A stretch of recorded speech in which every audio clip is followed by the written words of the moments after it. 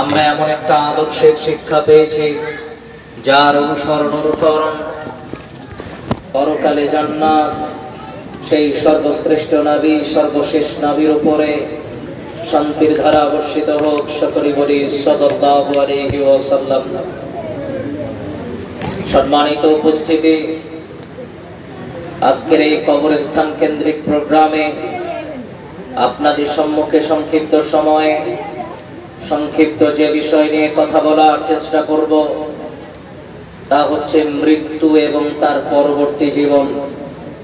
ইনশাআল্লাহুল আজিজ উক্ত বিষয়কে সামনে রেখে আজকের সংক্ষিপ্ত আলোচনাটি করার চেষ্টা করব ইনশাআল্লাহ। বলতে চাচ্ছিলাম, বর্তমান সময়ে মানুষ দুনিয়ার ব্যস্ততায়, দুনিয়ার এই ভোগবিলাসী জীবনের ব্যস্ততায় মানুষ পরকাল ভুলে যায়। দুনিয়ার এই ভোগবিলাসী জীবনের ব্যস্ততায় মানুষ মৃত্যুর কথা ভুলে যায়। দুনিয়ার এই ভোগবিলাসী জীবনের ব্যস্ততায় মানুষ তার কবরের কথা ভুলে যায়। মানুষ দুনিয়াতে কবর নিয়ে চিন্তা ভাবনা করে না। মানুষ দুনিয়াতে মৃত্যু নিয়ে চিন্তা ভাবনা করে না। মানুষ যখন মৃত্যু নিয়ে চিন্তা ভাবনার কথা ভুলে যাবে, মানুষ যখন মৃত্যু থেকে গাফেল থাকবে, মানুষ যখন কবরের কথা ভুলে থাকবে, ওই সমস্ত মানুষ দুনিয়াতে তার দ্বারা পাপাচার কাজ সংগঠিত হবে অল্পতেই।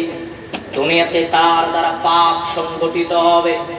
মানুষ দুনিয়াতে যখন তার মৃত্যু থেকে নিজেকে আত্মভোলা করে রাখবে, মানুষ কবরের জীবনের কথা যখন ভুলে থাকবে, মানুষ ওই মুহূর্তে অবস্থায় মানুষ দুনিয়ার ব্যস্ততায় থাকার কারণে মানুষের দ্বারা পাপ সংগঠিত হয়।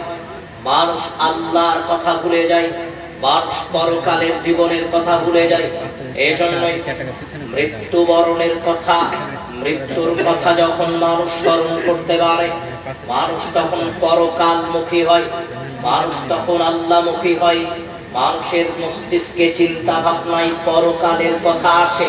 কিন্তু মানুষ যদি মৃত্যুর কথা ভুলে থাকে, মানুষ যদি দুনিয়ার জীবনের কথা, সারা দিনের অধিকাংশ সময় দুনিয়া নিয়ে ব্যস্ত থাকার কারণে মানুষ যদি মৃত্যুর কথা ভুলে যায়, তাহলে এই দুনিয়াতে ওই মানুষের ইহকালেও তার ব্যর্থতা, পরকালেও ব্যর্থতা। এই জন্যই বলতে চাচ্ছিলাম, দুনিয়ার জীবনে জীবিত থাকা অবস্থায় সদা সর্বদা আপনাকে মনে রাখার চেষ্টা করতে হবে, আজ বা কাল, যে কোনো সময়, যে কোনো মুহূর্তে, যে কোনো পরিবেশ পরিস্থিতিতে আমি মারা যাব। ও মুসলমান, আজকে মাহফিল শুনতে এসেছেন, মাহফিল শুনে আবার বাড়িতে যেতে পারবেন এই গ্যারান্টি কেউ দিতে পারবে না। আজকে বাড়ি থেকে বের হয়েছেন, বাজার করার জন্য ব্যাগ নিয়ে বেরিয়েছেন, বাজার করে ব্যাগ ভর্তি বাজার নিয়ে আবার বাড়িতে পৌঁছাতে পারবেন এই গ্যারান্টি কেউ দিতে পারবে না।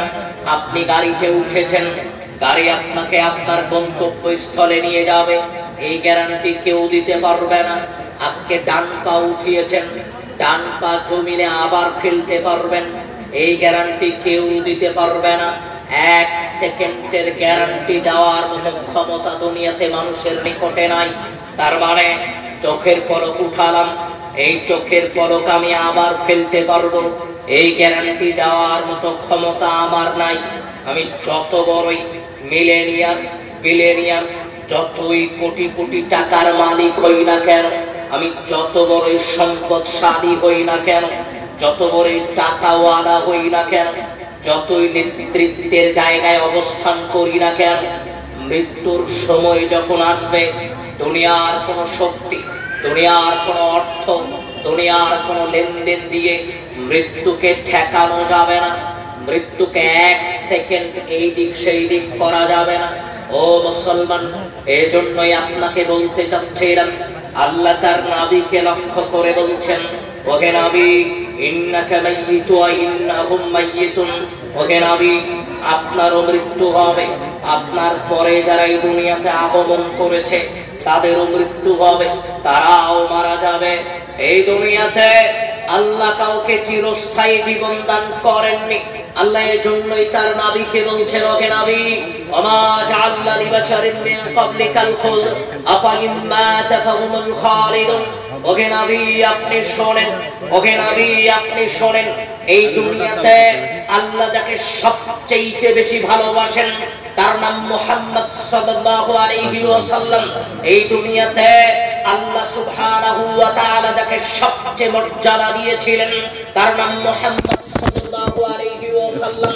আল্লাহ তাকে লক্ষ্য করে বলছেন, ও নবী, ওমা জাআলনা লিবাশারিন মিন ক্বাবলিকাল খুলদ আফা ইম্মা তাফহুমুল খালিদুন। ওহে নবী আপনার পূর্বে দুনিয়াতে আমি যত মানুষকে প্রেরণ করেছিলাম কোন মানুষকে আমি চিরস্থায়ী জীবন দান করিনি। কোন মানুষ দুনিয়াতে চিরস্থায়ী নেই, কোন মানুষ আজও চিরস্থায়ী জীবন পায়নি। তার মানে আল্লাহ তার নবীকে লক্ষ্য করে বলছেন, ও নবী, আমি আপনার পূর্বে এই দুনিয়াতে আদম আলাইহিস সালাতু ওয়াস সালামকে পাঠিয়েছিলাম, আপনার পূর্বে ঈসাকে পাঠিয়েছিলাম, আপনার পূর্বে মূসাকে পাঠিয়েছিলাম, আপনার পূর্বে অনেক নবী এবং রাসূল পাঠিয়েছিলাম, আপনার পূর্বে ক্ষমতাধর দাবি করা কওমে লূত, কওমে আদ, কওমে সামুদকে পাঠিয়েছিলাম। কেউ দুনিয়াতে চিরস্থায়ী জীবন পায়নি। ও নবী আপনিও চিরস্থায়ী জীবন পাবেন না, আপনার পরে যারা এই দুনিয়াতে আসবে তারাও চিরস্থায়ী জীবন পাবে না। আমি আপনাকে যেই কথাটা বোঝানোর চেষ্টা করছিলাম, মুসলমান, এই দুনিয়াতে কেউ চিরস্থায়ী জীবন নিয়ে দুনিয়াতে আসেনি, আপনিও চিরস্থায়ী জীবন নিয়ে দুনিয়াতে আসেননি। আপনিও মারা যাবেন, আপনার পরে যারা এই দুনিয়াতে আসবে তারাও মারা যাবে। তার মানে মুসলমান, আজকে আপনাকে লক্ষ্য করে বলি, এই দুনিয়াতে মানুষের আসার একটা সিরিয়াল আছে। প্রথমে দাদা আসে, তারপরে বাপ আসে, তারপরে সন্তান সন্তানাদি নাতি নাতনি দুনিয়াতে আসে। মানুষের দুনিয়াতে আসার সিরিয়াল ঠিক থাকলেও কে কখন দুনিয়া থেকে চলে যাবে এটা মানুষ জানে না। তার মানে অনেক সময় দাদা তার নাতির লাশ কবরস্থানে নিয়ে যায়, অনেক সময় ছোট ভাই বড় ভাইয়ের লাশ কাঁধে করে কবরস্থানে নিয়ে যায়, বড় ভাই ছোট ভাইয়ের লাশ কাঁধে করে কবরস্থানে নিয়ে যায়, অনেক সময় বাবা তার সন্তানের লাশ কাঁধে করে কবরস্থানে নিয়ে যায়। তার মানে দুনিয়া থেকে কে বিদায় নিবে, কখন বিদায় নিবে, কোন মুহূর্তে বিদায় নিবে, মারা যাবে, এটা মানুষের জানার বাহিরে। এজন্যই আপনাকে লক্ষ্য করে বলতে চাচ্ছিলাম, বোঝানোর চেষ্টা করছিলাম, দুনিয়ার জীবনে আপনাকে মনে রাখার চেষ্টা করতে হবে, দুনিয়ার জীবনে আপনাকে স্মরণ রাখতে হবে, যে কোনো অবস্থায় যে কোনো পরিবেশ পরিস্থিতিতে আপনি মারা যাবেন, এই কথা আপনাকে মনে রাখতে হবে। এজন্যই আল্লাহ সুবহানাহু ওয়া তাআলা বলছেন, আল্লাহ বলছেন, ও আদম সন্তান, পৃথিবীর মানুষ শোনো, আল্লাহ সুবহানাহু ওয়া তাআলা বলছেন, আইনামা তাকুনু ইদরিকুমুল মাউত ওয়ালাউ কুনতুম ফি বুরুজিন মুশাইয়াদা। ও পৃথিবীর মানুষ, যত সুউচ্চ, যত সুদৃঢ়, যত শক্তিশালী প্রাসাদের মধ্যেই তুমি লুকায়িত থাকো না কেন, মৃত্যুর সময় যখন চলে আসবে, মালাকুল মউত আসার সময় যখন চলে আসবে, দুনিয়ার কোন শক্তি তোমাকে ঠেকাতে পারবে না, কেউ তোমাকে ঠেকাতে পারবে না।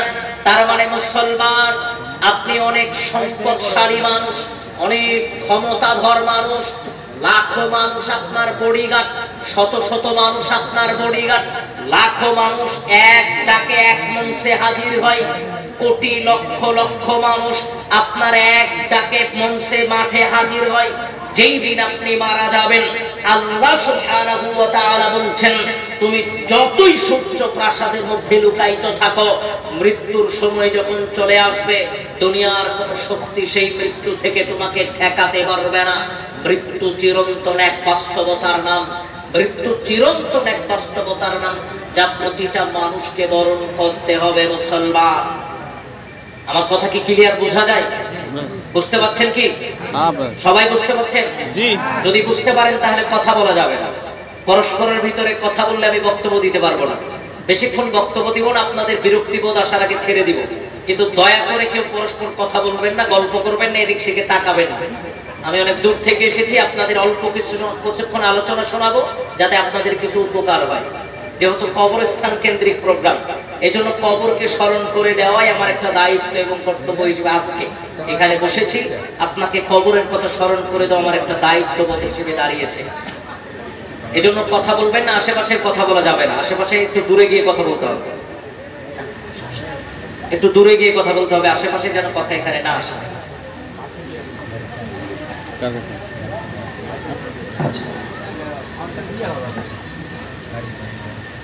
জি বলছিলাম, দুনিয়াতে মানুষের জীবন চিরস্থায়ী নয়, মানুষ দুনিয়াতে চিরস্থায়ী বসবাস করবে না, এই কথাটাই আপনাকে বোঝানোর চেষ্টা করছিলাম। এই জন্যই আপনাকে বলি, দুনিয়াতে মানুষ সালাত থেকে গাফেল থাকে, দুনিয়ার ব্যস্ততায় মানুষ দুনিয়াতে সালাত বিমুখ থাকে, দুনিয়ার ব্যস্ততায়, দুনিয়াতে অর্থ সম্পদের আশায়, দুনিয়াতে টাকা পয়সা ইনকামের আশায় মানুষ সালাত ছেড়ে দেয়। দুনিয়াতে মানুষ ধন সম্পদ ইনকাম করার আশায় মানুষ দুনিয়াতে আল্লাহ রাস্তা থেকে বিরত থাকে, আল্লাহ রাস্তা মানুষ ছেড়ে দেয়। ও মুসলমান, আপনাকে একটা কথা বলে যাই, আল্লাহ বলছেন হাত্তা ইযা জাহাদাহুমুল মাউত ক্বালা রাব্বি ইরজি'নি। ও মুসলমান, যেই দিন মালাকুল মউত তোমার নিকটে আসবে, যেই দিন মৃত্যু তোমার নিকটে আসবে, ওই দিন এক শ্রেণীর মানুষ আল্লাহর কাছে কাকুতি মিনতি করবে, আল্লাহর কাছে কান্নাকাটি করবে, আল্লাহর কাছে ফরিয়াদ করবে। ওই মানুষগুলো আল্লাহকে বলবে, ওগো মালিক, আল্লাহ আজকের পূর্বে তো কোনোদিন সালাত আদায় করলাম না, আল্লাহ আজকের পূর্বে তো কোনোদিন মসজিদের নিকটে যাই নাই, আল্লাহ আজকের পূর্বে কোনোদিন 5 ওয়াক্ত সালাতের কাতারে নাম লেখাই নাই, আল্লাহ আজকে তো মৃত্যু আমার নিকটে চলে আসলো, আল্লাহ আজকে মালাকুল মউত আমার নিকটে চলে আসলো। ওগো মালিক, আমাকে একটু সময় দেওয়া যাবে? সময়? আল্লাহ আমি একটু 2-1 মিনিট সময় ভিক্ষা চাচ্ছি, আল্লাহ আমি 10টা মিনিট সময় ভিক্ষা চাচ্ছি, 2টা মিনিট সময় ভিক্ষা চাচ্ছি, আল্লাহ আজকের পূর্বে তো কোনোদিন সালাত পড়িনি, আল্লাহ আমি একটু ওযু করব, 2 রাকাত সালাত আদায় করব, মসজিদে ঢুকবো, 2 রাকাত সালাত আদায় করব, তোমার নিকটে কাকুতি মিনতি করব, তোমার নিকটে কান্নাকাটি করব, আল্লাহ আমাকে একটু ক্ষমা করে দেন, মাফ করে দেন। ওগো মালিক, আমি কি একটু ক্ষমা চাওয়ার মতো সময় পাবো? আল্লাহ, আল্লাহ আজকের পূর্বে তো কোনোদিন সালাত আদায় করলাম না, আল্লাহ আজকের পূর্বে তো আল্লাহদ্রোহী কাজে ব্যস্ত থাকলাম, শয়তানি প্ররোচনায় দুনিয়া নিয়ে ব্যস্ত থাকলাম। ওগো মালিক, আমাকে যদি 2-1 মিনিট সময় দিতেন, আমাকে যদি 2টা মিনিট সময় দিতেন, আল্লাহ আমি একটু সালাত আদায় করতাম, আপনার নিকটে কাকুতি মিনতি করতাম, আপনার নিকটে কান্নাকাটি করতাম। ওগো মালিক, আমাকে যদি 2-1 মিনিট সময় দেওয়া যেত, আল্লাহ আমাকে যদি 10টা মিনিট সময় দেওয়া যেত, আল্লাহ আমি একটু আপনার কাছে কান্নাকাটি করে সালাতের জন্য সময় ভিক্ষা চাইতাম, তখন আল্লাহ সুবহানাহু ওয়া তাআলা আপনাকে বলবেন, ও মুসলমান, ওয়ালিকুল্লি উম্মাতিন আজাল ফাইদা জাজালুহুম লা ইস্তাখিরুনা সাআতান ওয়া লা ইস্তাকদিমুন। আমি আল্লাহ তোমাকে আর 1 সেকেন্ড সময় দিব না। কেন? দুনিয়াতে যতদিন তোমাকে সময় দিয়েছিলাম তার 1 মিনিট তুমি দুনিয়াতে কাজে লাগাও নাই, তোমাকে আর সময় দেওয়া যাবে না। যেই কথা আপনাকে বলতে চাচ্ছিলাম, বলার চেষ্টা করছিলাম, ও মুসলমান, দুনিয়াতে আল্লাহ আপনাকে 1 সেকেন্ড অতিরিক্ত দিবে না, অতিরিক্ত। তাহলে যেহেতু আল্লাহ অতিরিক্ত সময় দিবে না, তাহলে আপনাকে দুনিয়াতে একটু হলেও চিন্তা ভাবনা করতে হবে, মালাকুল মউত কখন আসবে আমার জানা নাই, মৃত্যু কখন হবে আমার জানা নাই। আমি জানি না আমার নিকটে মৃত্যু কখন আসবে, আমি জানি না আমি খেতে বসেছি তখন আসবে, না আমি বাথরুমে গিয়েছি তখন আসবে, না আমি কোথাও ঘুরতে গিয়েছি তখন আসবে, না আমি সালাতে দাঁড়িয়েছি তখন আসবে, কখন আমার নিকটে মৃত্যু আসবে এটা আমি জানি না, জানি না। অতএব মুসলমানকে সদা সর্বদা মৃত্যুর জন্য প্রস্তুত থাকতে হবে। এজন্যই রাসূল সাল্লাল্লাহু আলাইহি ওয়াসাল্লাম ইবনে ওমর রাদিয়াল্লাহু আনহুকে লক্ষ্য করে বলছেন, ও ইবনে ওমর রাদিয়াল্লাহু আনহু বলছেন, আখযা বিজাসাদিহি, আল্লাহর নবী আমার শরীরের একটা অংশ ধরলেন, ধরার পরে আল্লাহর নবী আমাকে লক্ষ্য করে বললেন, ও ইবনে ওমর, কান্নাকা গরীবুন,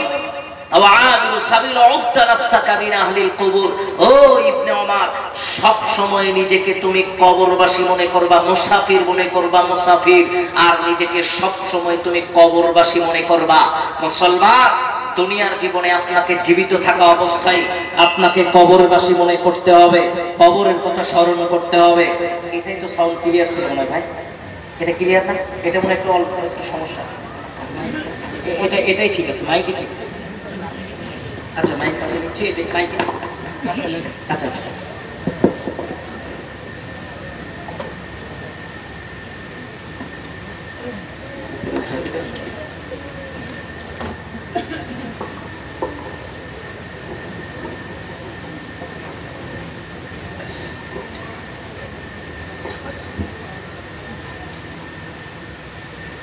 জি বলতে চাচ্ছিলাম, ইবনে ওমর রাদিয়াল্লাহু আনহুকে লক্ষ্য করে আল্লাহর নবী বললেন, ও ইবনে ওমর, দুনিয়াতে যতদিন তুমি জীবিত থাকবা সব সময় নিজেকে কবরবাসী মনে করবা, নিজেকে মুসাফির মনে করবা, মুসাফির।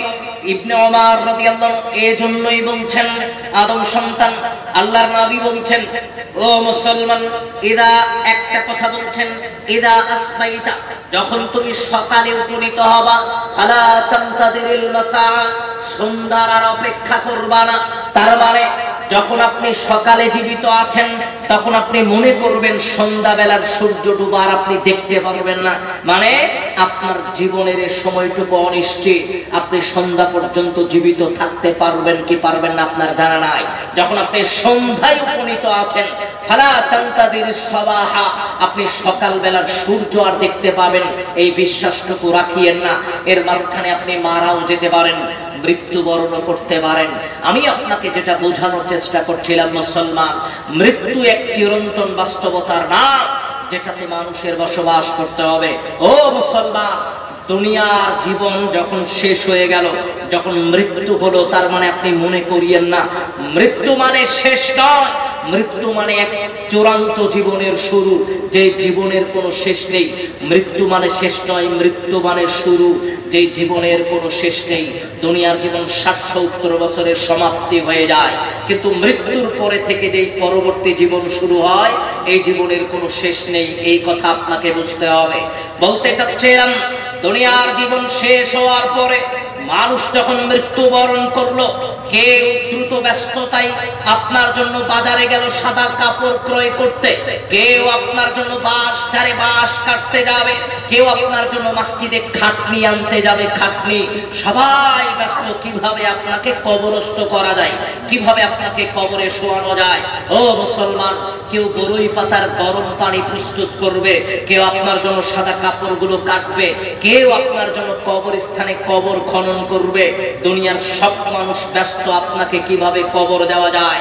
মুসলমান, মসজিদের যে খাটনিটা প্রতিদিন, মসজিদের যে খাটনিটা প্রত্যেক জুমার দিনে আপনি মসজিদে দেখতেন, ওই খাটনিটা একদিন আপনার ঘরে চলে আসবে, ওই খাটনিটা একদিন আপনার উঠানে চলে আসবে, ওই খাটনিতেই আপনাকে শোয়ানো হবে, আর ওই খাটনিতে করে আপনাকে কবরস্থান পর্যন্ত নিয়ে যাওয়া হবে।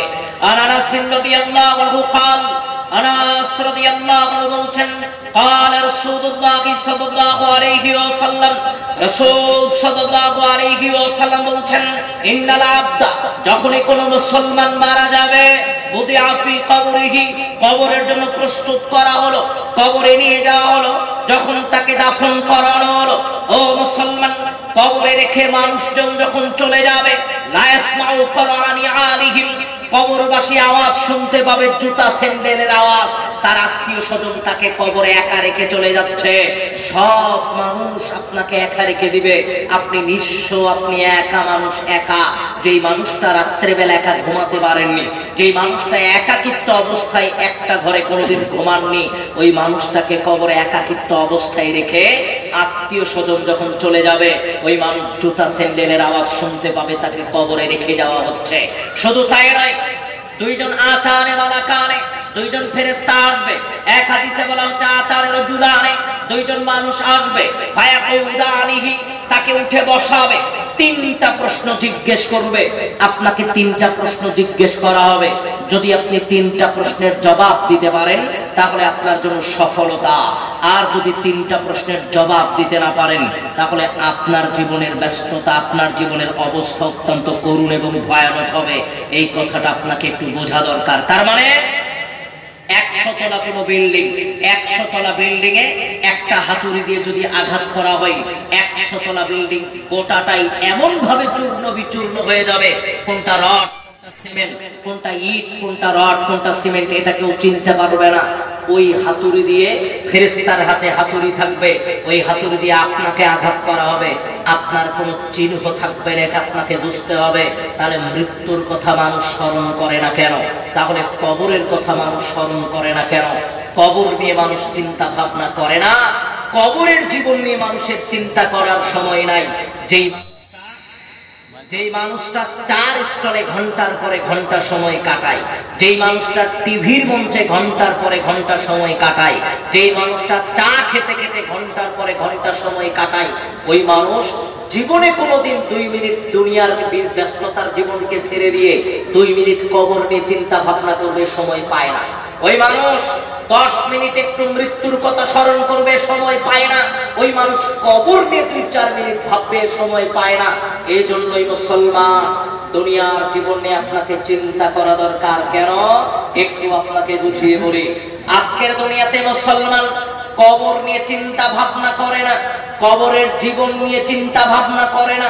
কবর নিয়ে তাকে 2-4 মিনিট ভাবতে হবে, সময় মুসলমানের নিকটে নাই। ও মুসলমান, অথচ প্রত্যেকটা মানুষকে কবরে সাজিত হতে হবে, প্রতিটা মানুষকে কবরে প্রবেশ করতে হবে, কিন্তু মানুষ কবর নিয়ে চিন্তা ভাবনা করে না। কবর নিয়ে চিন্তা ভাবনা করার মতো সময়ও মানুষ পায় না। এর জন্য মুসলমান, আপনাকে একটু কথাটা বলে নেই। একদিন ওসমান রাদিয়াল্লাহু আনহু ওয়াকাফা আলা কবরিন, কবরের পারে দাঁড়িয়ে কান্নাকাটি করছেন। অন্য একজন সাহাবী এসে বলছেন, কি ব্যাপার? তাদকুরুল জান্নাতা ওয়ান নার, আপনার সম্মুখে জান্নাতের আলোচনা করা হয়, আপনার সম্মুখে জাহান্নামের আলোচনা করা হয়, কোনদিন আপনাকে এত কান্নাকাটি করতে দেখলাম না। যখনই আপনাকে কবরের পাশে দেখি তখন আপনাকে অঝোর নয়নে কান্নাকাটি করতে দেখি। ওসমান, কেন আপনি এত কান্নাকাটি করেন কবরকে সামনে রেখে? কবর আবার এমন কোন জায়গা, কবর আবার এমন কোন স্থান, কবরকে দেখলে এত কান্নাকাটি করতে হবে কেন? জান্নাতের আলোচনা শুনলেও এত কাঁদেন না, জাহান্নামের আলোচনা শুনলেও এত কাঁদেন না, কিন্তু কবর দেখলে আপনি এত কাঁদেন কেন? এবার ওসমান রাদিয়াল্লাহু আনহু বলছেন, ও সাহাবী সঙ্গী শোনো, ও আদম সন্তান শোনো। ক্বালা রাসূলুল্লাহ সাল্লাল্লাহু আলাইহি ওয়াসাল্লাম, রাসূল সাল্লাল্লাহু আলাইহি ওয়াসাল্লাম বলছেন, আল কবর আউয়ালু মানজিল মিন মানাজিলিল আখির, মানুষ মারা যাওয়ার পরে, দুনিয়ার জীবনের শেষ সমাপ্তি হওয়ার পরে যেই জীবনটা শুরু হবে তার প্রথম স্টেপ হবে কবর। মানুষ যদি কবরে সহজে মুক্ত হয়, আইসারু মিনহু, সহজে যদি মুক্ত হয়ে যায়, পরবর্তী স্টেপ স্তর তার জন্য সহজ।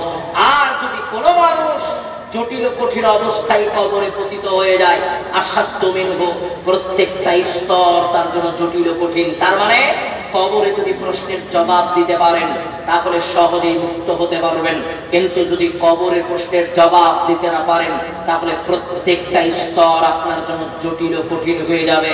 এই জন্য মুসলমান, আপনাকে একটু চিন্তা করা দরকার। এই জন্য ওসমান রাদিয়াল্লাহু আনহু বলছেন, আমি ওসমান এই কথা মনে করে কান্নাকাটি করছি, আমি ওসমান এই কথা স্মরণ করে কান্নাকাটি করছি। আমি ওসমান, আমি কি কবরের প্রশ্নের জবাব দিতে পারবো? আমি ওসমান, আমি কি কবরে মুক্ত হতে পারবো? জি মুসলমান, আপনাকে নিজেকেও জিজ্ঞেস করতে হবে, আমি কি কবরে মুক্ত হতে পারবো? আমি কি কবরের জীবন থেকে নিজেকে মুক্ত করতে পারবো? 3টা প্রশ্নের জবাব কি আমি দিতে পারবো? এই জিজ্ঞাসা নিজে নিজেকে করা দরকার। মানুষ এই জিজ্ঞাসা কোনোদিন নিজে নিজেকে করে না, মানুষের জীবনে চিন্তা ভাবনায় নাই। একটু আপনাকে লক্ষ্য করে বলি, কবরের পাশে দাঁড়িয়ে যিনি কান্নাকাটি করছেন তার নাম ওসমান রাদিয়াল্লাহু আনহু। আবার বলেন, কবরের পাশে দাঁড়িয়ে যিনি কান্নাকাটি করছেন তার নাম ওসমান রাদিয়াল্লাহু আনহু। একটু আপনি খেয়াল করেন তো, উনি চিন্তা করছেন আমি কবরে মুক্ত হতে পারবো? ওসমান রাদিয়াল্লাহু আনহু চিন্তা করছেন কবরের প্রশ্নের কি জবাব দিতে পারবো? একটু দেখেন তো ওসমান রাদিয়াল্লাহু আনহুকে, একটু আপনাকে দেখা দরকার। আয়েশা রাদিয়াল্লাহু আনহা একটা ঘটনা বলছেন, ও পৃথিবীর মানুষ, একদা একদিন আল্লাহর নবী শুয়ে আছেন, আল্লাহর নবী শুয়ে আছেন, হঠাৎ আবু বকর রাদিয়াল্লাহু আনহু আসলো। ইসলামের প্রথম খলিফা আবু বকর রাদিয়াল্লাহু আনহু, আল্লাহর নবীর নিকটে উত্তম একজন ব্যক্তি। আবু বকর রাদিয়াল্লাহু আনহু আসলো, আল্লাহর নবী শুয়েছিলেন, আল্লাহর নবী শুয়েই থাকলেন। আবু বকর রাদিয়াল্লাহু আনহু ভিতরে প্রবেশ করলেন, আল্লাহর নবী আর উঠলেন না। আবু বকর রাদিয়াল্লাহু আনহুর সাথে আল্লাহর নবী শুয়ে থেকেই কথা বললেন। আবু বকর চলে গেল, এরপরে ওমর আসলো, আল্লাহর নবী শুয়ে থেকেই কথা বললেন। ওমর রাদিয়াল্লাহু আনহু চলে গেল, এরপরে যখনই ওসমান আসলো, দরজায় কড়া নাড়লো, আল্লাহর নবী উঠে বসলেন, সুন্দর করে কাপড় ঠিক করলেন। ওসমান রাদিয়াল্লাহু আনহুর সাথে কথা বললেন, ওসমান রাদিয়াল্লাহু আনহু কথা বলে চলে গেলেন। এরপরে আয়েশা রাদিয়াল্লাহু আনহা বলছেন, আল্লাহর নবী, আপনার নিকটে আবু বকর আসলো, আপনি উঠে বসলেন না। আপনার নিকটে ওমর আসলো, আপনি উঠে বসলেন না। কিন্তু যখনই আপনার নিকটে ওসমান আসলো, আপনি উঠে বসলেন, সুন্দর করে কাপড় ঠিক করলেন, ওসমানের সাথে কথা বললেন। আল্লাহর নবী, ওসমান আসলে এরকম আচরণ কেন করলেন? তারাও সাহাবী, তারাও আপনার নিকটে উত্তম মানুষ, ওসমানও আপনার নিকটে উত্তম মানুষ, কিন্তু ওসমানের ক্ষেত্রে আপনি উঠে বসলেন, সম্মান প্রদর্শন করলেন, তার কারণ কি? ও মুসলমান, কবরের পারে দাঁড়িয়ে যিনি কবর নিয়ে চিন্তা ভাবনা করে কান্নাকাটি করছে, অঝোর নয়নে চোখের অশ্রু ঝরাচ্ছে, সে ওসমান। আল্লাহর নবী বলছেন, ও আয়েশা, আলা আস্তাহি মিন রাজুল তাস্তাহি মিনহুল মালায়েকা। ও আয়েশা, তুমি শোনো, ওই মানুষ, যে মানুষটা আমার নিকট থেকে উঠে গেল, ওর নাম ওসমান। ও আয়েশা, এই আসমানের ফেরেশতারাও এই ওসমানকে সম্মান করে, তাহলে আমি নবী, আমি কি তাকে একটু সম্মান করব না? ও মুসলমান, আসমানের ফেরেশতারা যাকে সম্মান করে তার নাম ওসমান রাদিয়াল্লাহু আনহু। আসমানের ফেরেশতারা যাকে সম্মান করে তার নাম ওসমান রাদিয়াল্লাহু আনহু। আসমানের ফেরেশতারা যাকে সম্মান করে তার নাম ওসমান রাদিয়াল্লাহু আনহু। এমন মানুষও কবরের পারে দাঁড়িয়ে চিন্তা করছে, হায়, না জানি আমি কি কবরে মুক্ত হতে পারবো? তাহলে আপনাকে আমাকে কে গ্যারান্টি দিল যে আমাকে কবর নিয়ে চিন্তা ভাবনা করতে হবে না? আপনাকে কে গ্যারান্টি দিল যে আপনাকে কবর নিয়ে চিন্তা ভাবনা করতে হবে না? আপনাকে কে গ্যারান্টি দিল যে আপনাকে মৃত্যু নিয়ে চিন্তা ভাবনা করতে হবে না? আপনাকে কে গ্যারান্টি দিল যে তোমার কবর কিছুই হবে না, কবর তোমার কোনো ক্ষতি করতে পারবে না? যার কারণে আজকে আপনি কবর নিয়ে চিন্তিত নন। মুসলমান, আপনাকে লক্ষ্য করে বলতে চাচ্ছিলাম, ইহকালীন জীবনে আপনাকে কবর নিয়ে চিন্তা ভাবনা করতে হবে, করা জরুরি। মুসলমান, কবরের জীবনে প্রত্যেকটা মানুষকে সাহিত হতে হবে, প্রতিটা মানুষকে শুইতে হবে, এই চিন্তা মানুষের ভিতরে ঢোকানো দরকার। আপনাকে আরেকটা ঘটনা বলি। একদা একদিন আয়েশা রাদিয়াল্লাহু আনহা বলছেন, আন্না ইয়াহুদিয়াতান দাখালাত আলাইহা, ইহুদি একজন মহিলা আমি আয়েশা আমার ঘরে আসলো। আসার পরে ইহুদি মহিলাটা কবরের আযাবের ব্যাপারে অনেক কথা বলল।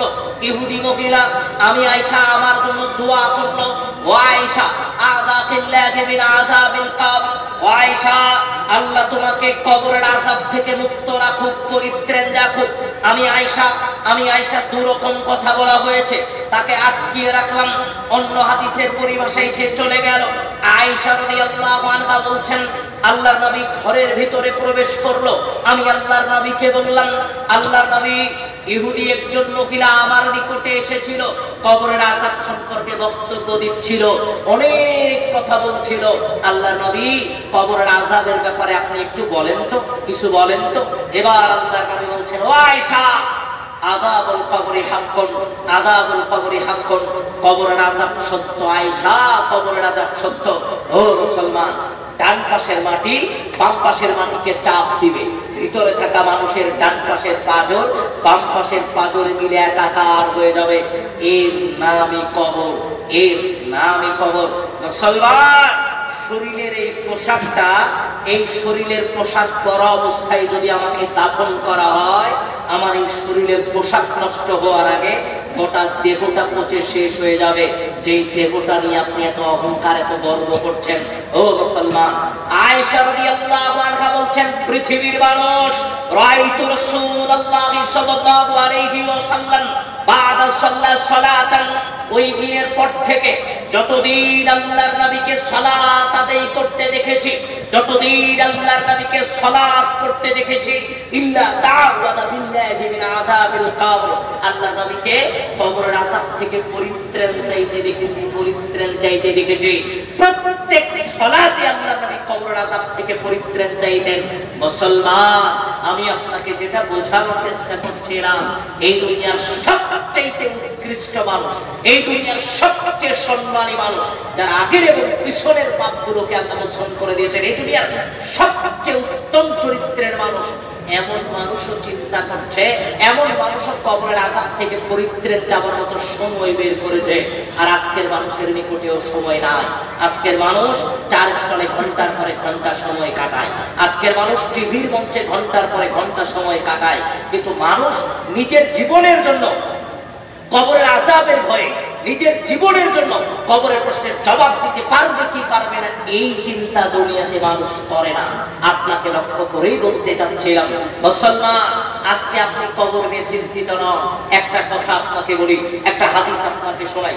আসমা বিনতে আবি বকর রাদিয়াল্লাহু আনহা قالت, আসমা বিনতে আবি বকর রাদিয়াল্লাহু আনহা বলছেন, তিনি বলছেন, পৃথিবীর মানুষ যেই দিন আল্লাহর নবী খতিবান, আল্লাহর নবী মসজিদে দাঁড়িয়ে খুতবা দিতেন, যাকার আযাবাল কবর, কবরের আযাব সম্পর্কে যদি কোনোদিন আল্লাহর নবী বক্তব্য দিতেন, কবরের আযাবের বক্তব্য শোনার পরে দাজ্জাল মুসলিমুনা দাজ্জাতান, মসজিদের যত মুসল্লি ছিল সব মুসল্লি জোরে জোরে কান্নাকাটি শুরু করে দিত।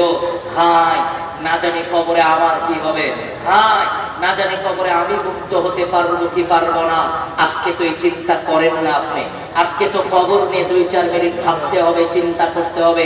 এ সময় আজকে আপনার হাতে নাই, এ সময় আপনি দুনিয়াতে বের করতে পারেন না। ও মুসলমান, দুনিয়ার জীবনের সমাপ্তি হওয়ার পরে আপনি মৃত্যুর পরবর্তী জীবনে পা রাখবেন।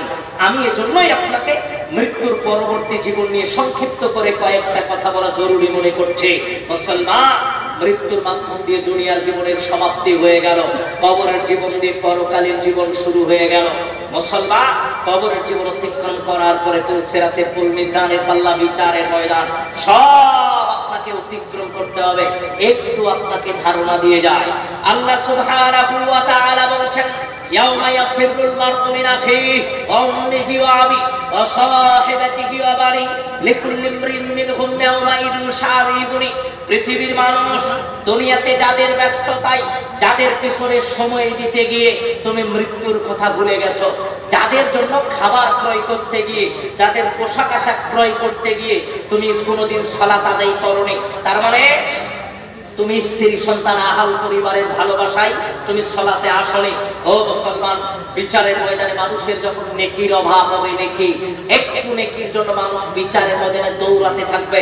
মা তার সন্তানের নিকটে যাবে, সন্তান তার মায়ের নিকটে যাবে, স্বামী তার স্ত্রীর নিকটে যাবে, স্ত্রী তার স্বামীর নিকটে যাবে, বাবা তার ছেলের নিকটে যাবে, ছেলে তার বাবার নিকটে যাবে, ভাই তার বোনের নিকটে যাবে, বোন তার ভাইয়ের নিকটে যাবে। মুসলমান, একটা নেকি দিয়ে কেউ আপনাকে সহযোগিতা করবে না, এর নামই বিচারের ময়দান। কেউ আপনার কোনো পরিচয় দিবে না। আজকে যাদের জন্য সম্পদ ইনকাম করতে গিয়ে আপনি পরকাল হারিয়ে ফেলছেন, যাদের জন্য টাকা পয়সা ইনকাম করতে গিয়ে আপনি জাহান্নাম কিনে নিচ্ছেন, বিচারের ময়দানে আপনাকে কেউ সাহায্য সহযোগিতা করবে না। তাহলে আপনাকে দুনিয়াতে একটু ভেবে দেখা দরকার, আমি কাদের পিছনে সময় নষ্ট করছি, আমি কার পিছনে সময় নষ্ট করছি, এই চিন্তায় দুনিয়াতে আপনাকে একটু হলেও করা দরকার। এজন্যই বলতে চাচ্ছিলাম, মুসলমান, দুনিয়ার জীবন অতিক্রম করার পরে মিজানের পাল্লা, পুলসিরাতের পুল আপনাকে অতিক্রম করতে হবে। এজন্য দুনিয়াবী প্রস্তুতির বড় দরকার। ও মুসলমান, বিচারের ময়দানের কথা অনেক জটিল কঠিন। ও যুবক, তোমাকে একটা কথা বলেই নেই, তোমাকে কথাটা বলা জরুরি মনে করছে। আল্লাহর নবীর পরে আল্লাহ সুবহানাহু ওয়া তাআলা বলছেন, আল্লাহ সুবহানাহু ওয়া তাআলা বলছেন, আল-ইয়াওমা নাখতিমু আলা আফওয়াহিহিম ওয়া তুকাল্লিমুনা আইদিহিম ওয়া তাশহাদু আরজুলুহুম বিমা কানু ইয়াকসিবুন। ও পৃথিবীর মানুষ, এই জবানটা আল্লাহ বন্ধ করে দিবেন। এই দুই হাত বিচারের মধ্যে আপনার বিপক্ষে সাক্ষী দিবে, এই দুই পা বিচারের মধ্যে আপনার বিপক্ষে সাক্ষী দিবে, এই দুই চোখ আপনার বিপক্ষে সাক্ষী দিবে।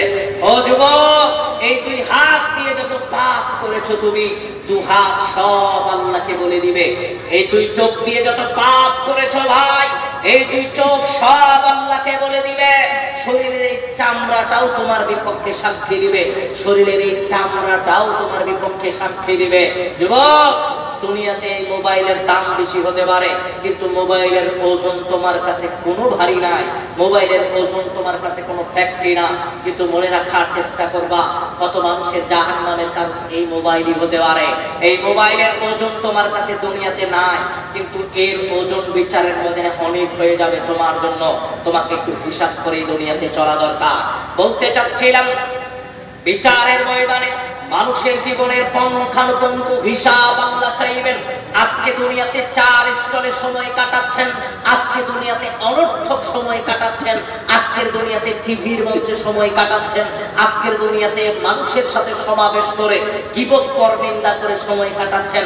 আপনাকে একটা কথা বলা জরুরি মনে করছে। ইবনে মাসউদ রাদিয়াল্লাহু আনহু ইবনে মাসউদ রাদিয়াল্লাহু আনহু বলছেন, قال رسول الله صلى الله عليه وسلم, রাসূল সাল্লাল্লাহু আলাইহি ওয়াসাল্লাম বলছেন, পৃথিবীর মানুষ শোনো, লা তাসালুল কদামা ইবনু আদম ইয়াউমাল কিয়ামা। বিচারের ময়দানে আল্লাহ মানুষকে 5টা প্রশ্ন জিজ্ঞেস করবেন। হাত্তা ইসআলান খামসিন, মানুষ যদি 5টা প্রশ্নের জবাব দিতে না পারে, আপনাকেও জিজ্ঞেস করবে, আমাকেও জিজ্ঞেস করবে। পৃথিবীর প্রতিটা মানুষকে আল্লাহ 5টা প্রশ্ন জিজ্ঞেস করবে। মানুষ যদি এই 5টা প্রশ্নের জবাব দিতে না পারে, আল্লাহ তাকে এক চুল এই দিক সেই দিক নড়াচড়া করতে দিবেন না। এক আমরিহি, আমি আল্লাহ তোমাকে 60-70 বছরের হায়াত দিয়েছিলাম, 60-70 বছরের হায়াত কোথায় কাটিয়েছো, কিভাবে কাটিয়েছো? আমি আল্লাহ, আমাকে হিসাব দাও। আল্লাহ আপনার কাছ থেকে হিসাব চাইবেন। তুমি 60-70 বছরের হায়াত কোথায় কাটালা, কিভাবে কাটালা, কোন পথে কাটালা? ও মুসলমান, 1 বছর নয়, 1 মাস নয়, 1 দিন নয়, 1 ঘন্টা নয়, 1 মিনিট নয়, 1 সেকেন্ড নয়, প্রত্যেকটা ন্যারো সেকেন্ডের হিসাব আল্লাহ আপনার কাছ থেকে চাইবে। তার মানে আপনি 4 স্টলের টিভির মঞ্চে যে সময় কাটিয়েছেন, এর হিসাব আল্লাহকে দিতে হবে। এর জন্য আপনাকে প্রস্তুত থাকতে হবে। তাহলে মানুষকে অনর্থক সময় কাটাচ্ছে, মানুষকে মানুষের নামে পরনিন্দা করে সময় কাটাচ্ছে, মানুষকে টিভির মঞ্চে সময় কাটাচ্ছে, মানুষ এই হিসাব আল্লাহকে দিবে কি করে? শুধু তাই নয় যুবক, আনসাবাবিহি, আল্লাহ যুবককে জিজ্ঞেস করবেন, ও যুবক, আমি আল্লাহ তোমাকে যৌবন কাল দিয়েছিলাম, যৌবন কাল, যৌবন কাল কোথায় কাটিয়েছো, কিভাবে কাটিয়েছো, কোন পথে তুমি তোমার যৌবন কাল কাটিয়েছো? আজকে তুমি মৃত্যু থেকে নিজেকে আত্মভোলা করে রেখে দুনিয়াবি পাপাচারে, দুনিয়াবি জেনাবে বিচারে তুমি তোমার নিজেকে আবদ্ধ করে রেখেছো। যুবক, তুমি শোনো, যৌবন কালের হিসাব আল্লাহকে দিতে হবে। এজন্য তোমাকে প্রস্তুত থাকা দরকার। আজকের যুবকের নিকটে জেনাবে বিচার কোনো পাপই না, আজকের যুবকের নিকটে নেশাদার দ্রব্য পান করা কোনো পাপই না, আজকের যুবকের নিকটে জুয়া খেলা কোনো পাপই না, আজকের যুবকের নিকটে গান বাজনা বাদ্যযন্ত্র কোনো পাপই না। কিন্তু যুবক, তোমাকে মনে রাখা দরকার, আনসাবাবিহি, আল্লাহ তোমাকে জিজ্ঞেস করবেন, তোমার যৌবন কালের হিসাব দাও। যৌবন কালের প্রত্যেকটা মিনিটের হিসাব, যৌবন কালের প্রত্যেকটা সেকেন্ডের হিসাব আল্লাহর কাছে তোমাকে বুঝিয়ে দিতে হবে। এই জন্য তোমাকে প্রস্তুত থাকা দরকার, প্রস্তুত। তোমাকে দুনিয়াতে ভেবে দেখা দরকার, তোমাকে দুনিয়াতে চিন্তা করা দরকার, আমি দুনিয়াতে কোন পন্থায় কাটালাম, কোন রাস্তায় কাটালাম, কিভাবে অতিক্রম করলাম, আমার অবস্থা বিচারের মধ্যে কেমন হতে পারে, তোমাকে চিন্তা করা দরকার। যুবক ভাই, আমি বলতে চাচ্ছিলাম, দুনিয়াবী জীবন শেষ করার পরে মৃত্যুবরণের মাধ্যম দিয়ে মানুষ পরকালীন জীবন শুরু করবে। পরকালীন জীবন শুরু করার পরে মানুষের কিছু স্তর আসবে, স্তর ভেদে মানুষ চূড়ান্ত ফায়সালা পর্যন্ত পৌঁছাবে। আপনাকে জাহান্নাম সম্পর্কে বলবো না, কয়েকটা ধারণা আপনাকে দিব। একটু আপনাকে কয়েকটা হাদিস বলা জরুরি মনে করছে আজকের আলোচনার প্রাসঙ্গিক বিষয় হিসেবে। কেন? মানুষের মৃত্যুবরণের পরে, মৃত্যুবরণের পূর্বে যারা দুনিয়াতে মৃত্যু থেকে নিজেকে আত্মভোলা করে রেখেছিল, যারা দুনিয়াতে মৃত্যুর কথা স্মরণ করেনি, যারা দুনিয়াতে নিজেকে গাফেল করে রেখেছে, এই সমস্ত মানুষগুলোকে আল্লাহ কবরের আযাব দেওয়ার পরে মিজানের পাল্লায় যখন আমলনামা ওজন কম হবে, এই সমস্ত মানুষগুলোকে আল্লাহ জাহান্নামে নিক্ষেপ করবেন। জাহান্নাম সম্পর্কে কয়েকটা কথা বলে আবার আমরা আলোচনায় ফিরে আসবো। ও মুসলমান, আজকের দুনিয়াতে আপনি কবর নিয়ে চিন্তিত নয়, আজকে আপনি দুনিয়াতে কবর নিয়ে চিন্তা ভাবনা করছেন না। মৃত্যুবরণের পরে যেই সমস্ত মানুষের মিজানের পাল্লাই, আমলের পাল্লাই নেকির পাল্লাটা হালকা হবে, পাপের পাল্লা ভারী হবে, ওই সমস্ত মানুষগুলোকে আল্লাহ জাহান্নামে নিক্ষেপ করবেন। আজকের দুনিয়াতে মানুষ কবর নিয়েও চিন্তিত নয়, মানুষ জাহান্নাম নিয়েও চিন্তিত নয়। ও মুসলমান, জাহান্নাম সম্পর্কে আপনাকে একটু জেনে রাখা দরকার। আজকের দুনিয়াতে মানুষ দুনিয়ার আগুন, যে আগুন দিয়ে সে চুলা রান্না করে ভাত রান্না করে খাচ্ছে, চুলা জ্বালিয়ে যে আগুনে মানুষ তরকারি রান্না করে খাচ্ছে, যে আগুনে একটা মাটির টুকরা দিয়ে ইট বানাচ্ছেন, ওই ইট দিয়ে বিল্ডিং নির্মাণ করছেন।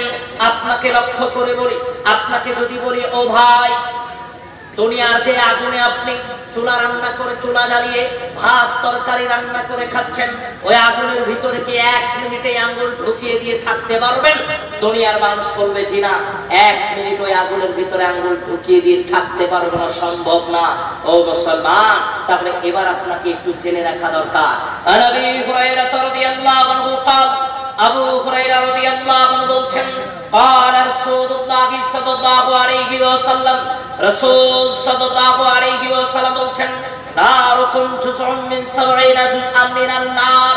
ও পৃথিবীর মানুষ শোনো, আদম সন্তান শোনো, মানুষ যখন জাহান্নামে যাদেরকে নিক্ষেপ করা হবে, তাদের আগুনে নিক্ষেপ করা হবে। আগুনের বিবরণ আল্লাহর নবী দিচ্ছেন। ও দুনিয়ার মানুষ শোনো, দুনিয়াতে যে আগুন দিয়ে তোমরা ভাত তরকারি রান্না করে খাও, দুনিয়ার এই আগুন, জাহান্নামের আগুনকে, জাহান্নামের আগুনের উত্তাপকে ভাগ করতে করতে করতে করতে 70টা ভাগ করা হয়েছে। এই উত্তাপের 1%, মনে করেন দুনিয়ার আগুনকে 70টা ভাগে ভাগ করা হলো, 1 ভাগ 2 ভাগ, এইভাবে 70টা ভাগ করার পরে 1 ভাগ আগুনের উত্তাপ আল্লাহ দুনিয়াতে দিয়েছেন, যে আগুনের উত্তাপ দিয়ে আপনি ভাত তরকারি রান্না করে খাচ্ছেন। তাহলে দুনিয়ার এই আগুনে মানুষ 1 মিনিট আঙ্গুল ঢুকিয়ে দিয়ে থাকতে পারে না, তাহলে জাহান্নামের আগুনে মানুষ আঙ্গুল ঢুকিয়ে দিয়ে থাকবে। নিজের এই শরীর যখন নিক্ষেপ করা হবে, মানুষ ওই আগুনে কিভাবে বসবাস করবে, মানুষকে একটু হলেও চিন্তা ভাবনা করা দরকার। দুনিয়ার আগুন আমি 1 মিনিট থাকতে পারি না, এর চাইতে 69 গুণ উত্তাপ বেশি হবে জাহান্নামের আগুন। তাহলে এই আগুন আমি কিভাবে বসবাস করব, মানুষকে চিন্তা করা দরকার। দেখেন, একটু খেয়াল করেন তো।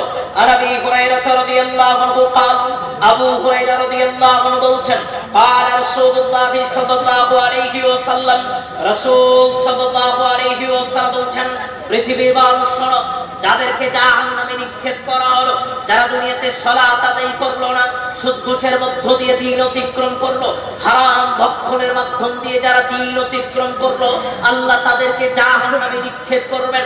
জাহান্নামে নিক্ষেপ করার পরে কি হবে?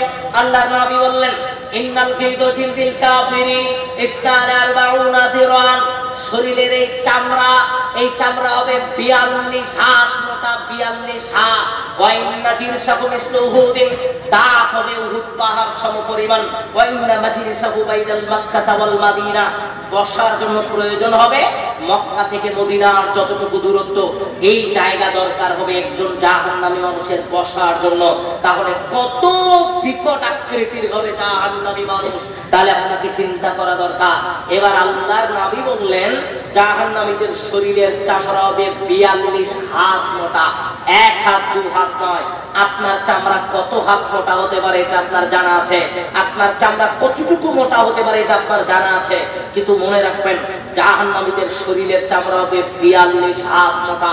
এবার আল্লাহ সুবহানাহু ওয়া তাআলা বলছেন, ইন্নাল্লাযীনা কাফারু বিআয়াতিনা দুনিয়াতে যারা আমি আল্লাহ আমার আয়াত অস্বীকার করলো, আল্লাহ বলছেন আমার কথাকে অস্বীকার করলো, আমার কথা অমান্য করলো, দুনিয়াতে যারা আমাকে উপেক্ষা করে চললো, আমি আল্লাহ তাদেরকে জাহান্নামে নিক্ষেপ করব। আল্লাহ তাদের জাহান্নামে নিক্ষেপ করবেন। আল্লাহ বলছেন আমি তাদেরকে জাহান্নামে নিক্ষেপ করার পরে পরিবেশ কি হবে? নিজেই আবার বলছেন ইন্নাল্লাযীনা কাফারু বিআয়াতিনা সাওফা নুসলিহিম নার কুল্লামা নাবিদাত জুলুদুহুম বাদদালনা জুলুদান গায়রাহা লিয়াযুকুল আযাব। আল্লাহ বলছেন তাদেরকে জাহান্নামের আগুনে নিক্ষেপ করা হবে। মুহূর্তের ভিতরে জাহান্নামের আগুনে তাদের এই গোটা চামড়াটাই গলে শেষ হয়ে যাবে, আবার নতুন চামড়া গজাবে, আবার গলে যাবে, আবার নতুন চামড়া গজাবে, আবার গলে যাবে। লিয়াযুকুল আযাব। আল্লাহ বলছেন চলতেই থাকবে, চলতেই থাকবে। কেন? তাদেরকে পরিপূর্ণ আযাব দেওয়ার জন্য। আমি একটু জাহান্নামের আযাব সম্পর্কে আপনাদের একটু বলছিলাম, বলার চেষ্টা করছিলাম। মুসলমান, দুনিয়াতে মানুষ দুনিয়ার জীবন নিয়ে ব্যস্ত থাকার কারণে মানুষ পরকালের কথা চিন্তা ভাবনা করে না, মানুষ জাহান্নামের কথা চিন্তা ভাবনা করে না। আন-নু'মান ইবনে বাশীর রাদিয়াল্লাহু আনহু قال নু'মান ইবনে বাশীর রাদিয়াল্লাহু আনহু বলছেন সামি'তু রাসূলুল্লাহ সাল্লাল্লাহু আলাইহি ওয়াসাল্লাম, রাসূল সাল্লাল্লাহু আলাইহি ওয়াসাল্লামের মুখ থেকে আমি শুনেছি আল্লাহ নবী বলছিলেন আনতারতুকুমুন নার আনতারতুকুমুন নার আনতারতুকুমুন নার। তোমরা জাহান্নামের আগুন থেকে বেঁচে থাকো, তোমরা জাহান্নামের আগুন থেকে বেঁচে থাকো, তোমরা জাহান্নামের আগুন থেকে বেঁচে থাকো। আল্লাহ নবী কেন এটা বলছিলেন? আল্লাহ নবী নিজেই আবার বললেন শোনো, জাহান্নামের আগুন সহ্য করার মতো ক্ষমতা তোমাদের নাই। তোমরা জাহান্নামের আগুন থেকে নিজেকে বিরত রাখো, জাহান্নামের আগুন থেকে নিজেকে সেফ রাখো। আল্লাহ নবী এই কথা বললেন। সাহাবী বলছেন খুব গুরুত্ব দিয়ে আল্লাহ নবী এই কথা বলছিলেন। আমি আপনাকে সেটাই বলতে চাচ্ছি, জাহান্নামের আগুন থেকে নিজেকে বিরত রাখার প্রচেষ্টা চালাতে হবে, যেন কোনো অবস্থাতে জাহান্নামে নিক্ষিপ্ত না হয়, কোনো অবস্থাতে জাহান্নামের আগুনে নিক্ষেপ করা না হয়। মুসলমান, জাহান্নামের আগুনের ব্যাপারে মানুষের জানা নাই।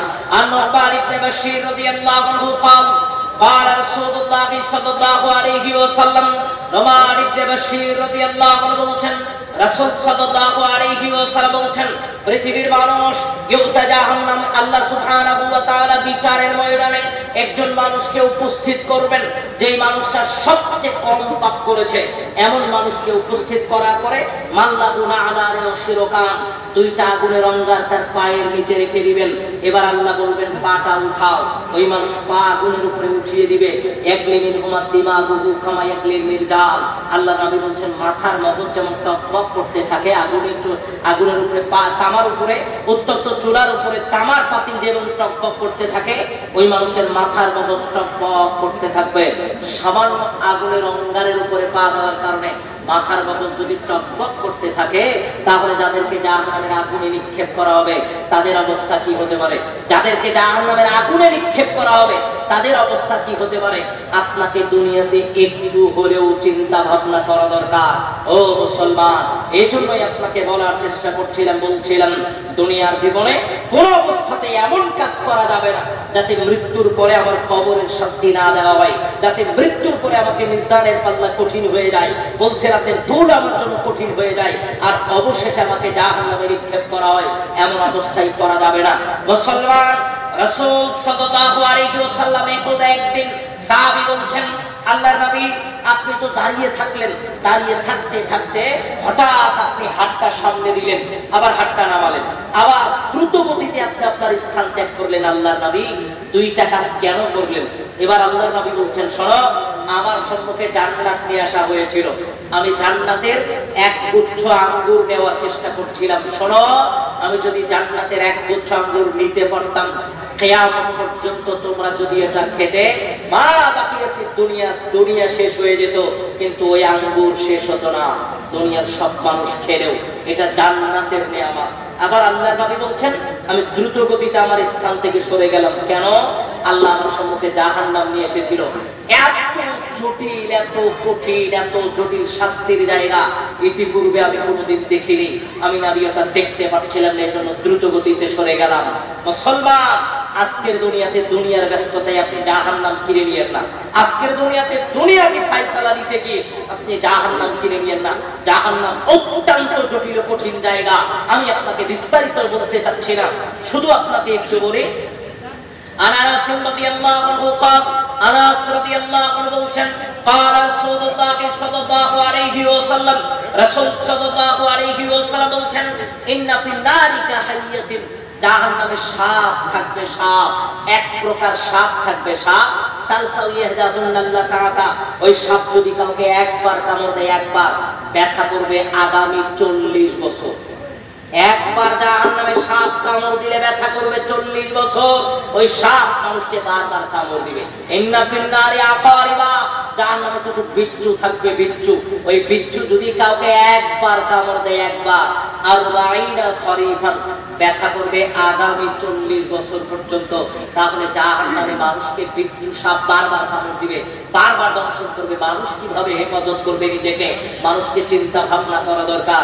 ও মুসলমান, মানুষ খাদ্য খাদ্য বলে চিৎকার করবে, এমন খাদ্য দেওয়া হবে খাওয়ার সাথে গলায় আটকে যাবে, ভেতরেও ঢুকছে না বাহিরেও বের হচ্ছে না, ভেতরেও ঢুকছে না বাহিরেও বের হচ্ছে না। তখন পানি পানি বলে চিৎকার করবে, উত্তপ্ত ফুটন্ত গরম পানি দেওয়া হবে, খাওয়ার সাথে সাথে পেটের নাড়িগুলো সব বের হয়ে যাবে। তারপরে মানুষকে চিন্তা করা দরকার কোন পরিবেশ পরিস্থিতিতে মানুষ অবস্থান করবে। মানুষকে একটু হলেও জাহান্নামের কথা চিন্তা করা দরকার। ও মুসলমান, জাহান্নামের ব্যাপারে আপনি ভীত সন্তুষ্ট না। কত সাহাবী অঝোর নয়নে কান্নাকাটি করতেন, সাহাবীরা অঝোর নয়নে জাহান্নামের কথা চিন্তা করে কান্নাকাটি করত, মৃত্যুর কথা চিন্তা করে কান্নাকাটি করত। আমি আপনাকে বিশেষ করে মুরব্বীদেরকে লক্ষ্য করে বলবো, আপনাকে লক্ষ্য করে বলি, মুরব্বী একটু দুনিয়ার জীবনের ব্যস্ততা ফুরিয়ে ফেলেছেন, আপনি পরকালমুখী হওয়ার চেষ্টা করেন। আপনাকে এই কথাটাই বলতে চাচ্ছিলাম আল্লাহর নবীর পরিভাষায়। আল্লাহর নবী বলছেন লা ইয়ালিজুন নার রাজুলুন, দুই শ্রেণীর মানুষ জাহান্নামের আগুন চোখে দেখবে না, দুই শ্রেণীর মানুষ জাহান্নামে প্রবেশ করবে না, জাহান্নামের আগুন দেখবে না। লা ইয়ালিজুন নার রাজুলুন, ওই মানুষগুলো জাহান্নামের আগুন দেখবে না। কোন মানুষ?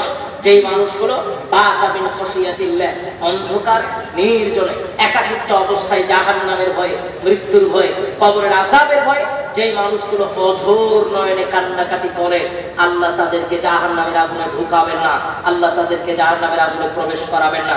শুধু তাই নয়, সালাসাতুল্লাহ তারা আইনুহুমুন নার, এক হাদিসে বলা হয়েছে আইনান লা তামাসসুহুমুন নার, দুই শ্রেণীর চক্ষু জাহান্নামের আগুন দেখবে না, দুই শ্রেণীর চক্ষু জাহান্নামে প্রবেশ করবে না। এক কাকাতমিন খশিয়াতিল্লাহ, যেই চক্ষু আল্লাহর ভয়ে কান্নাকাটি করে, যেই চক্ষু নির্জনে কান্নাকাটি করে।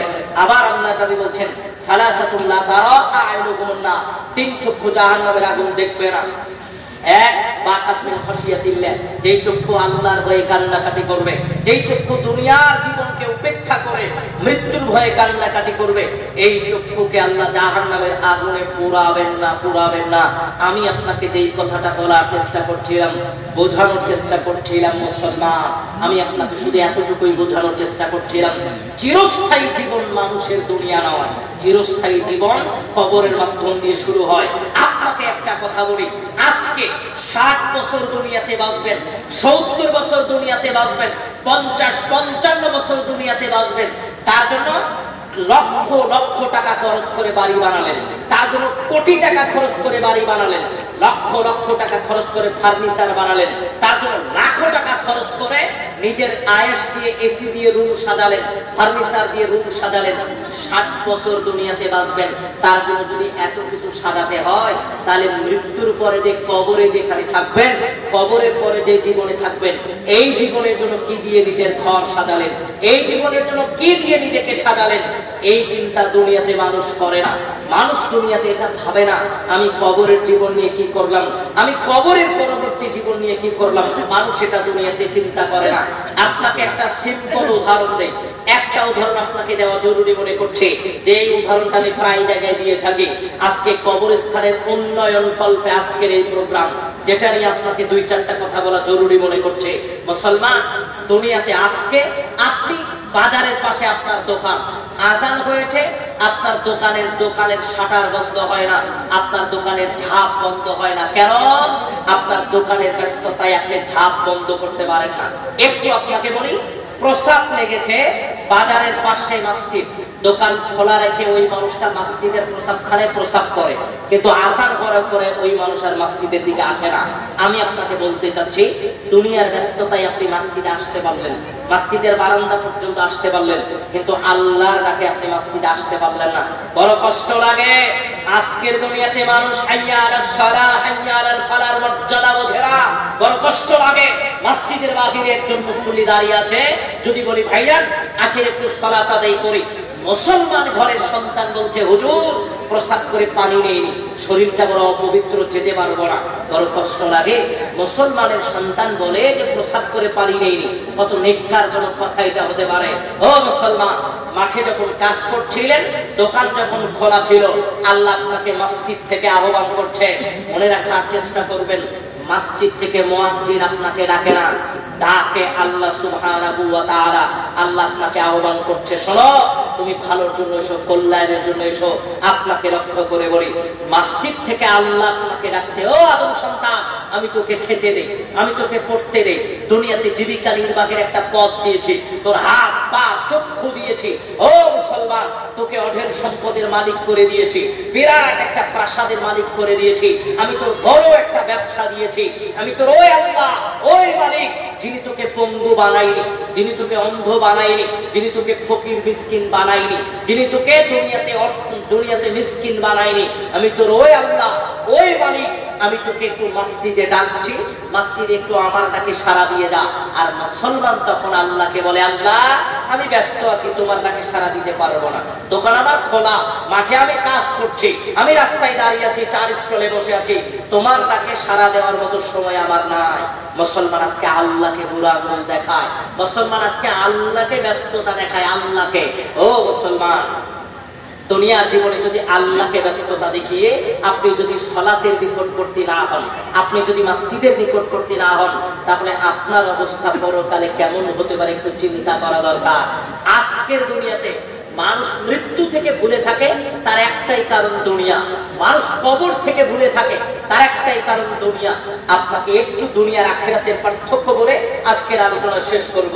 রাসূল সাল্লাল্লাহু আলাইহি ওয়াসাল্লাম বলছেন, আর তোমাদের মধ্যে কোন মানুষ সমুদ্রের ভিতরে তার আঙ্গুলটা ডুবিয়ে দিল, আঙ্গুলটা উঠালো, ওই মানুষটা আঙ্গুলটা উঠালো, আঙ্গুলটার দিকে তাকালো, কতটুকু পানি লেগে থাকবে?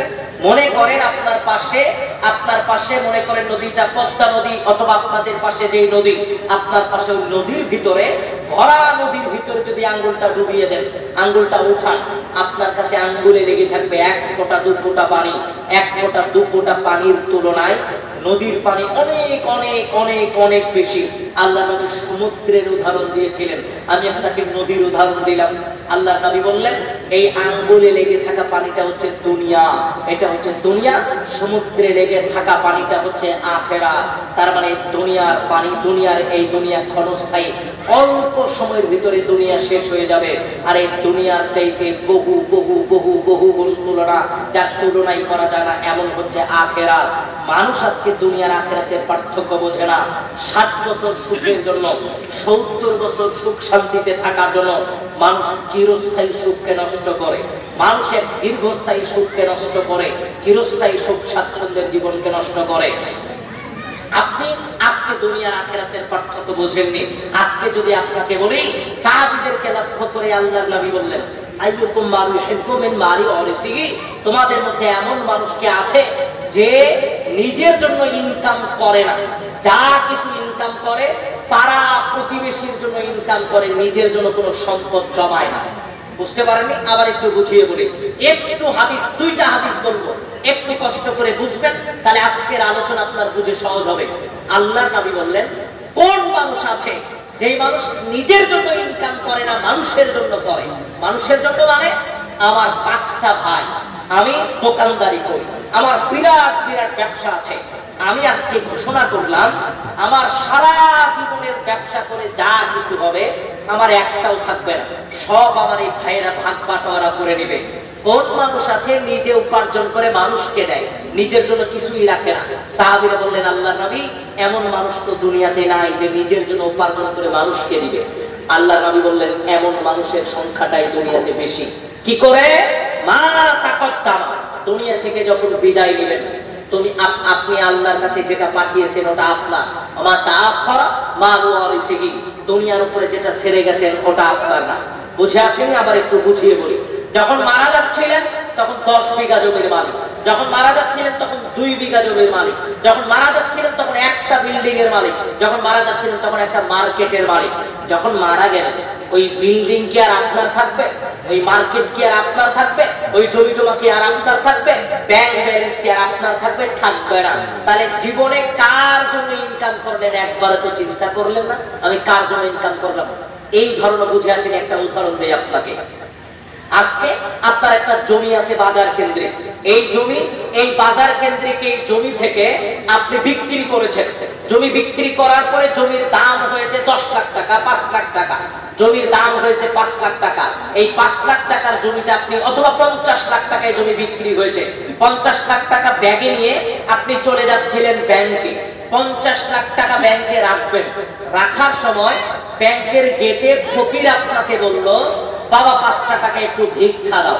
50 লাখ টাকা কিন্তু আপনার ব্যাগে আছে, ব্যাগে 50 লাখ টাকা নিয়ে আপনি ব্যাংকে রাখবেন। এমত অবস্থায় ব্যাংকের গেটের ফকির আপনাকে বলল, বাবা 5টা টাকা একটু ভিক্ষা দাও। 5 টাকার একটা কয়েন বের করে ফকিরকে দিয়ে দিলেন। ব্যাংকে ঢুকলেন, 50 লাখ টাকা রাখলেন, ব্যাংক থেকে বের হলেন, রিকশায় উঠেছেন, একটা ট্রাক এসে রিকশার উপর দিয়ে তুলে দিয়েছে, নিঃশ্বাস ওখানেই বন্ধ হয়ে গেছে। এখন যদি আমি আপনাকে জিজ্ঞেস করি, ব্যাংকে রাখা 50 লাখ টাকার মালিক আপনি না ব্যাংকে দেখা ফকিরকে দেওয়া 5 টাকার মালিক আপনি? 5 টাকার মালিক। বুঝতে পেরেছেন?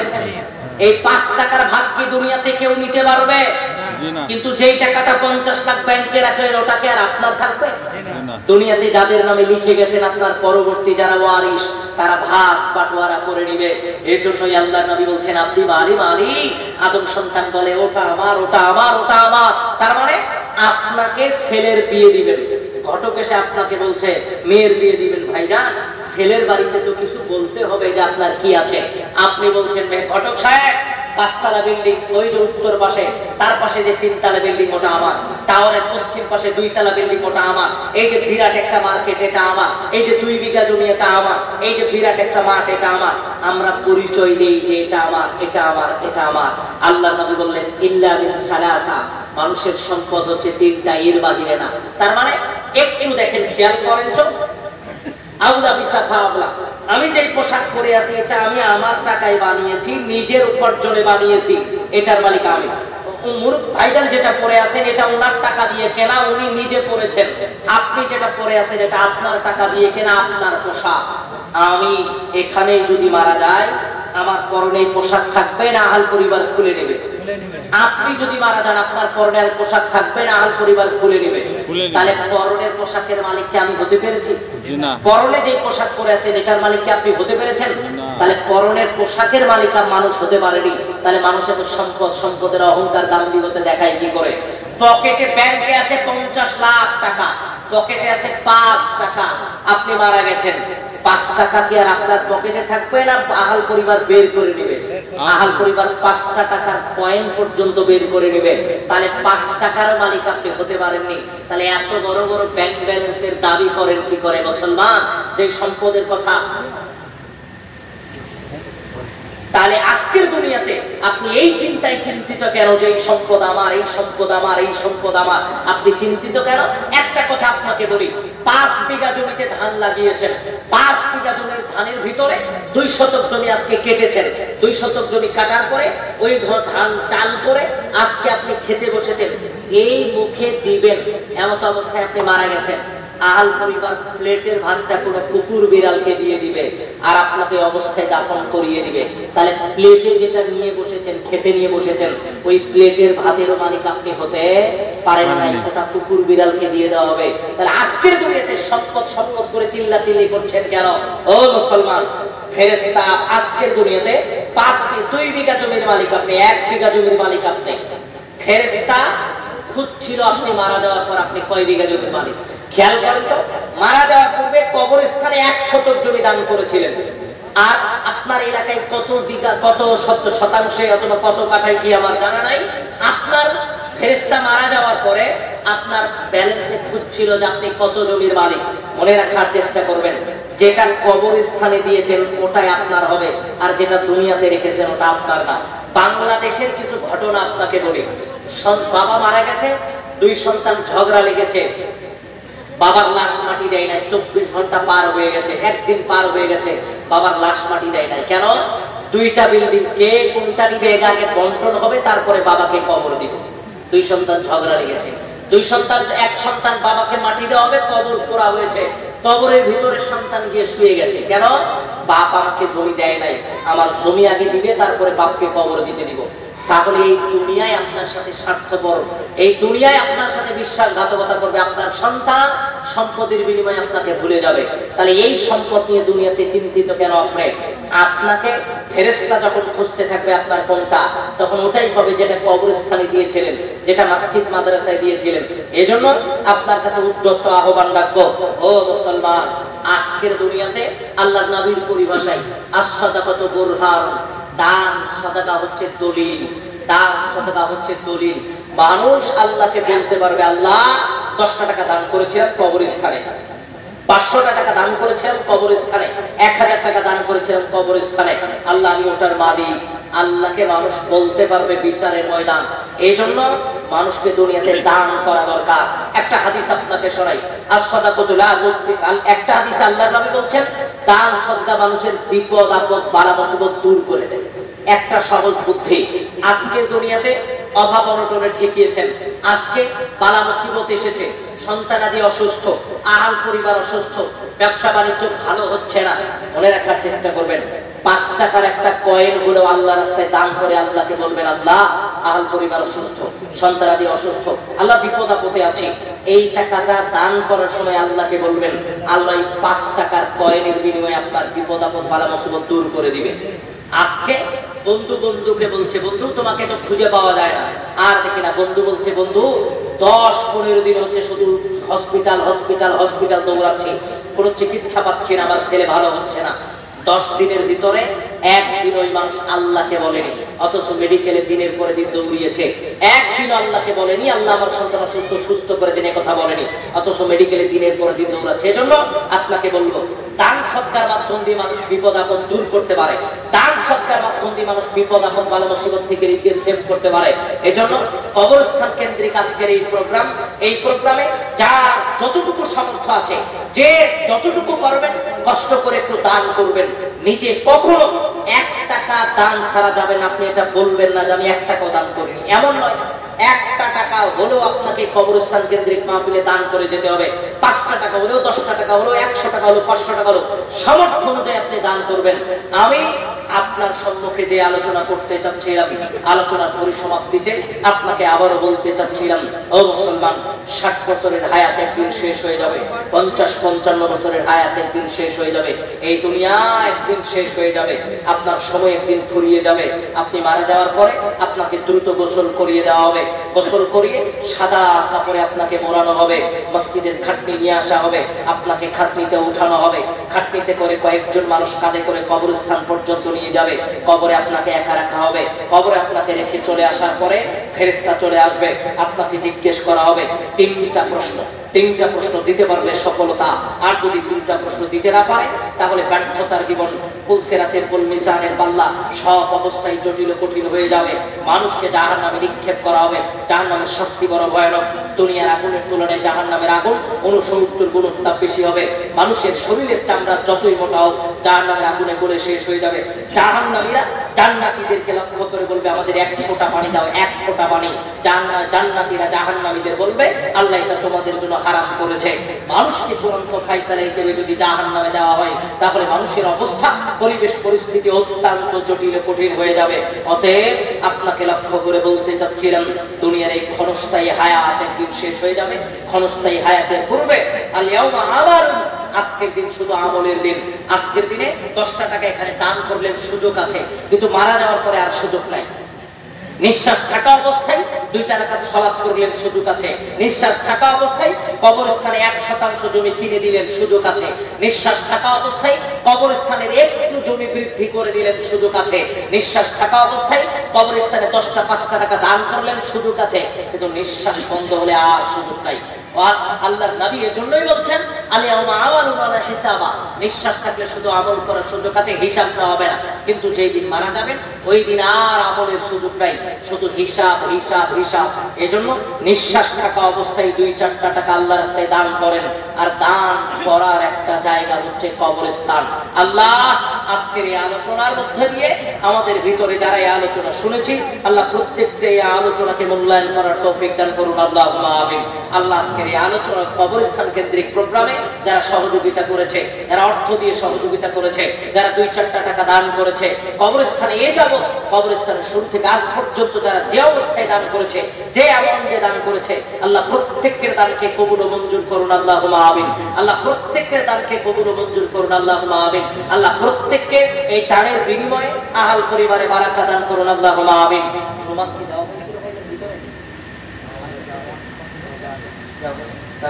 যদি আপনারা কেউ কিছু দেন দয়া করে একটু এখানে প্যান্ডেলে দিয়ে যাবেন, কমিটিদের হাতে দিয়ে যাবেন। আমি আর কথা বাড়াবো না, আমরা আলোচনা শেষ পর্যায়ে চলে এসেছি। আল্লাহ আমাদের এই আলোচনাকে মূল্যায়ন করার তৌফিক দান করুন, আল্লাহুম্মা আমিন। আখির দাওয়ানা আলহামদুলিল্লাহি রাব্বিল আলামিন। আসসালামু আলাইকুম ওয়া রাহমাতুল্লাহ। ওখানে রুমাল আছে, কেউ কিছু দিলে একটু রুমালি দিয়ে তারপরে চলে যাওয়ার চেষ্টা করবেন। আসসালামু আলাইকুম ওয়া রাহমাতুল্লাহ। খুচরা খুচরা আছে দে দে। আসসালামু আলাইকুম। আমরা দীর্ঘ সময় ধরে ফাজিলাতুর